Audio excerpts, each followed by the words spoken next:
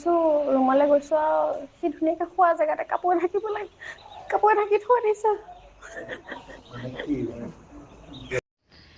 এয়া আপোনালোকে দেখিছেই যে এগৰাকী মাতৃৰ এটি 7 বছৰীয়া পুত্ৰ সন্তান নিজৰ পিতৃৰ হাতত মৃত্যুবৰণ কৰিবলগীয়া হ'ল আৰু বহুত দুখ লগা কথা।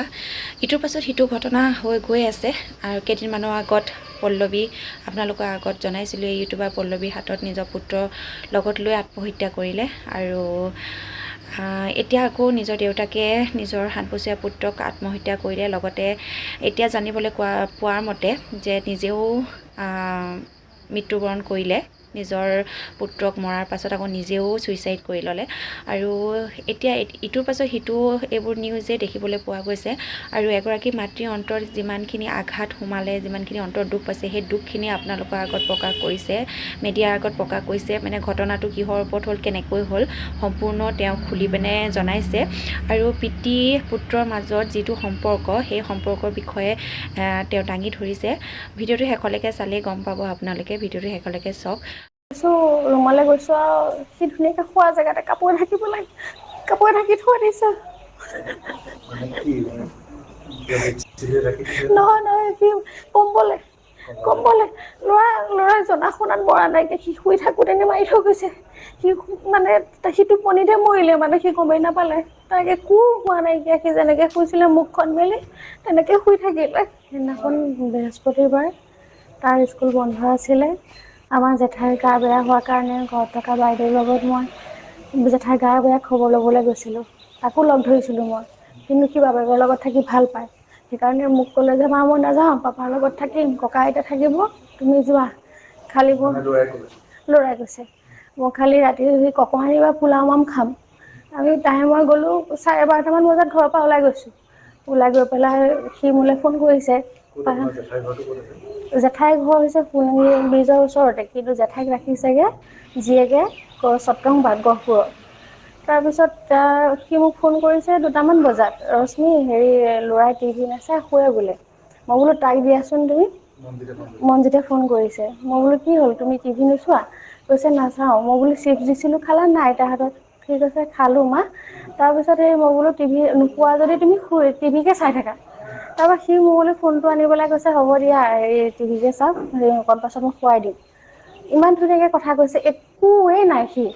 মই যাওঁতেনো সি মোক কোৱা নাই যে তুমি ল'ৰাক থৈ যোৱা বা ল'ৰাক নিব নালাগে, মোক একোৱেই নক'লে সি। আৰু সি যাওঁতেনো মোক এবাৰ হাগো দিয়া নাই বা যোৱা বা সি গ'লেও লৈ যোৱা, এনেকৈ বুলিহে কৈছে। তাই মই গৈ পালোঁগৈ, গৈ পাই পেলাই ভাত খাবলৈ ৰখালে, তাই ভাত খালোঁ। খাই পেলাই আহিবলৈ সময়ত সি ফোন কৰিছে, তোমালোক আহিবলৈ লৈছা নেকি? 4:30মান বজাত ফোন কৰিছে। মই বোলো গৈছোঁ, তুমি আহিবা নেকি? সি বজাৰ কৰিব যাব, ল'ৰাই কাৰণ পোলাও মাম খাব, মাংস আনিব, তাইও বাইদেউজনীও পোহৰলৈ যাবগৈ পাছদিনা। তাৰপিছত মই বোলো তুমি আহিবা নেকি? কৈছে নহয় মই নাযাওঁ, পাপাকে পঠিয়াই দিম, বজাৰকেইটা কৰি আনিব পাৰিব। বোলো পঠিয়াই দিয়া। পাপাও গৈ পাইছেগৈ, গৈ পাই পেলাই বজাৰ চজাৰ কৰি আমিও তাতে পাপাই চাহ একাপ খালে, আহিলোঁ। আহি পাই পেলাই শহুৰ দেউতা। তাৰপিছত পাপাই বোলে হেৰি দেৰি নকৰ, বেংকতো পইচা দিবলৈ আছিলে, নোসোমালো দেৰি হ'ব, বোলো যাওঁ সোনকালে, তাক এৰি থৈ গৈছোঁ। আহি পাই পেলাই বাইদেউহঁতো আমি অহা আগে আগে আহি বহিছিলে সিহঁতি। মই গাড়ীখনৰ পৰা নামিছোঁ আৰু সি স্কুটি উলিয়াই ৰেডি হৈ আছে, কাপোৰ কানি পিন্ধি পেলাই। তাৰপৰা মই গাড়ীখনৰ পৰা ভৰিটো দি নামিবই পৰা নাই, তাতে গৈ লৰালৰিকৈ ছোৱালীজনীক এনেকৈ চুমা এটা খাইছে। ৰমিকান্ত মোৰ হাজবেণ্ডে। তাৰপৰা চুমাটো খাই পেলাই মোক মানে নক'লেও, ক'লৈ যাওঁ কি কৰোঁ। তাৰপৰা পাপাই সুধিছে তই ক'ৰবালৈ যাওঁ নেকি? সি কৈছে এইকণৰ পৰা আহোঁ। তাৰপৰা পাপাই কৈছে যাওঁ যদি বেংকত পইচাকেইটা দি দিবিচোন, আমাৰ দেৰি হ'ল কাৰণে নোসোমালোঁ। সি কৈছে নাই মই সোনকালে আহি আছোঁ বুলি কৈ পেলাই সি মানে নৰখিলে, মানে মোকো তাৰ মুখখন নেদেখুৱালে, মই কিজানি ধৰিব পাৰিম কিবা। তাৰপৰা মই ভিতৰলৈ আহি পেলাই বোলো পোৱালিটো শুৱাই লওঁ, ছোৱালীজনী গাড়ীতে শুই গ'ল। শুৱাই পেলাই বোলো তাক চাম ল'ৰা শুই আছে। তাৰপৰা ছোৱালীজনীক শুৱাই পেলাই মই ৰুমলৈ গৈছোঁ আৰু সি ধুনীয়াকৈ খোৱা জেগাতে কাপোৰ ঢাকি থৈ দিছে। নহয় সি কম্বলে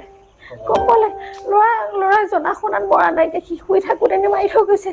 সি মানে সি টোপনিতে মৰিলে, মানে সি গমেই নাপালে, তাক একো হোৱা নাইকিয়া, সি যেনেকৈ শুইছিলে মুখখন মেলি তেনেকৈ শুই থাকিলে। মই আৰু বাইদেউহঁতক চবকে চিঞৰিছো, তহঁতে কি কৰি আছিলি পাপাহঁতক। মানে মুখখন মেলি আছে যে এইকণ নীলা হৈ আছে, চকুকেইটা এনেকে দি এইকণ ৰঙা নিচিনা হৈ আছে। তাৰপা অকণ গাটো গৰম পাইছো, মই ভাবিছো হেৰি হৈ আছে। তাৰপা বাইদেউ ইয়াতে চাইছে বোলে, লগালগ লৈ যাওঁ। তাৰপা বাইদেউ মই ভিনদেউৱে ফটাফট তাক লৈ গলো। লৈ পেলাই ফোন চব ঘৰত থৈ গৈছে। মই দৰ্জাখন মানে ঢকিয়াই ফালি ওচৰৰ খুৰা ল'ৰা এটা দোকান দিয়ে তাক চিঞৰিছো, ইয়াক ধৰ, ই কলৈ গ'ল, ই ল'ৰাটো শেষ কৰি থৈ গৈছে। মই তেনেকে সি কৰি পেলাই গৈছো। কিন্তু সি মানে এইটো কৰিছে যদিও মানে খুব মানে ফটককে ডিচিশন লৈ পেলাই কৰিছে। কিন্তু সেই ল'ৰাটোক তেনেকুৱা কৰিম বুলি মানে একো ভবা নাছিলে মোৰ মতে আগতে। খুব কম সময়ৰ ভিতৰতে ভাবি সি তেনেকুৱা এটা কৰিলে। তাৰপিছত আপোনালোকে গৈ ক'ত পালেগৈ ল'ৰাক লৈ গহপুৰ হস্পিতাল পালোগে। ছাৰ আছিলে, তেখেতে হেৰি কৰিলে। মোক কৈছে আশা আছে বাচিব, আপুনি ঘৰলৈ যাওক। মই ঘৰলৈ আহিলো। আশা আছিল বুলি কৈছে। সেইটো চাগে মোক বুজনি দিবৰ কাৰণেই ক'লে আৰু। তাৰপিছত আপুনি অহাৰ পিছত অহাৰ পিছত আৰু কি আৰু, ল'ৰা সেয়া তেনেকুৱা হ'ল। সিও নাহিলে। এনেই তাৰ প্ৰফাইলবিলাক চালে ল'ৰাটোক অত্যন্ত মৰম কৰাই। অতি মৰম। বাপেক আৰু পিতেক সিহঁত দুটাই মানে একেলগেই থাকে, একেলগেই শুৱে। বাপেক নহলে পিতেকে হেৰি নকৰে। তাৰ একেবাৰে অতি মৰমৰ আছিলে কাৰণেও মোৰ পৰা আঁতৰাই লৈ গুচি গ'ল সি। কি কাৰণে মানে এইটো হ'ব পাৰে? এনে আপোনাৰ মনত কেনেকুৱা ধৰণৰ কিছুমান কাৰণ আহে? নাই অইন একো নহয়। সি মানুহ হিচাপেও বেয়া নহয়। মই ভাল পাই আহিছো তালে। সিও মোক যথেষ্ট ভাল পায়। মোক কোনোবাই চোৱাটোও সি সহ্য কৰিব নোৱাৰে। সি সিমানটোলৈকে ভাল পায়। তাৰ পিতেককটো সি সীমা নোহোৱাকে ভাল পায়। কিছুমান কাৰণ আহে। নাই অইন একো নহয়। সি মানুহ হিচাপেও বেয়া নহয়। মই ভাল পাই আহিছো তালে। সিও মোক যথেষ্ট ভাল পায়। মোক কোনোবাই চোৱাটোও সি সহ্য কৰিব নোৱাৰে। সি সিমানটোলৈকে ভাল পায়। তাৰ পিতেককটো সি সীমা নোহোৱাকে ভাল পায়। ছোৱালীজনী জন্ম হোৱা দিনাখনৰ পৰাই ল'ৰাই মোৰ লগ এৰিছে। বাপেকৰ লগত শুৱে। বাপেকে মানে শুবলৈও সি গাৰু চাৰু পাৰি বিচনা ৰেডি কৰি থয়। সি ল'ৰাটোৰ লগতহে শুৱে, বেলেগ কাৰো লগত নুশুৱে। আৰু মানে কি ক'ম আৰু, এতিয়া কেইদিনমানৰ পৰা তাৰ মানসিকভাৱে কিছু আপুনি কথা বতৰা নহয় পাতে। তেওঁ মানে ব্যৱসায় কৰিছিলে। আজিলৈকে তেওঁ যিমান কাম কৰিছিলে চবতে মানে ফেলাৰ হৈছিলে। সি যিটো ভাবিছিলে সেইটোত সি কেতিয়াও চাকচেছ হোৱা নাছিলে। যিটো কৰিছিলে সি তাৰ মতে ভবা নাই। আৰু তাক মানে খুব কম সময়তে বেছি উপাৰ্জন লাগে। সি সৰুৰ পৰা কেতিয়াও আৰম্ভ কৰিব নোৱাৰে। সি সদায় ডাঙৰ পৰা। সেইমতে পাপাই সম্পূৰ্ণ তাক যোগাৰ দিছিলে। গহপুৰতো ফাষ্ট ফুড খুলিছিলে। ৰাজগড়ত গৈ পেলাই টায়াৰ দোকান খুলিছিলে। চবতে মানে ফ্লপ মাৰিছিলে তাৰ। ফ্লপ মানে কি, ধৈৰ্য লাগিব। তাৰ মেইন ধৈৰ্য নাই, তাৰ মন দুৰ্বল। তাৰপিছত ইটানগৰলৈ গ'ল। ইটানগৰলৈ গৈ পেলাই তাতে মানে ৰেষ্টুৰেণ্ট এখন ল'লে সি। তাৰ ভাড়াও মিনিমাম মানে বহুতেই আৰু কাৰিকৰ মিলাই 33,000 তাৰ ভাড়া চেলাৰী। তাৰপা কাৰিকৰৰ 20,000। তাৰপা লগত থকা মানুহৰ 5,000 তেনেকে দুটা ল'ৰা ৰাখি দিছিলে। সি খোলাৰ 5 দিনৰ পাছৰ পৰাই মানে আৰু তাৰ তাত মনে নবহে মানে। কি হ'ল? তাৰপিছত মানে কি ঘৰলৈ গুচি আহিছে। মই তাক কৈছো কি হ'ল? কৈছে নাই, মই যে কৰাৰ পিছতে যে নোৱাৰিম, মোৰ তেনেকুৱা লাগিছে জানানে। হ'ল চলিব। তাৰপা সি ঘৰৰ পৰা অহা যোৱা কৰিব ল'লে। তাৰপা একেবাৰে বাদেই দি দিলে। তাৰপা পাপাই কি কৰিলে, কাৰিকৰ ল'ৰাটো ৰাখি পেলাই তেনেকে চলাবলৈ ল'লে। তাৰপা তাক মাজে সময়ে পঠিয়াই। তাৰপিছত মানে সি একো কৰিব নোৱাৰিলে। আমাক যে তাৰ উপাৰ্জনে খুৱাব নোৱাৰিম, সেইটো মানে সি নিজেই মানে আমাৰ ওচৰত মানে সন্মুখা-সন্মুখী হ'ব নোৱাৰা নিচিনা হ'ল। পাপাকো মই অত'খিনি লোকচান কৰিছো। ঘৰৰ কাকোকে মানে শান্তি দিব নোৱাৰিলো। সি নিজে মানে অনুভৱ কৰিবলৈ ল'লে। অইন একো নহয়, মূলতে মানে কি, সি নিজে যিমানটো ভাবিছিলে সেইটো কৰিব নোৱাৰা জহতহে এনেকুৱা কৰিলে সি। আৰু ল'ৰাটো আৰু এটা কথা ওলাই থাকে যে সি মদ আৰু ভাং খাই বুলি মানে কৈ আছে। আপুনি হয় কেনেকুৱা পাইছে? তেনেকে ধৰণৰ মানে মদ আৰু ভাঙত সি বেছি নিচাযুক্ত বস্তু সেৱন কৰিছে নেকি? 14 চনত কলেজত মই চৰ্দা কলেজত এডমিশ্যন লৈছোঁ। 14 চনত এডমিশ্যন লোৱাৰ পাছতে